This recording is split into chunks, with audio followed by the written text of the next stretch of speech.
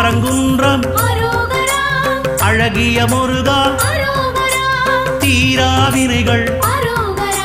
தீர்த்திட வேண்டும்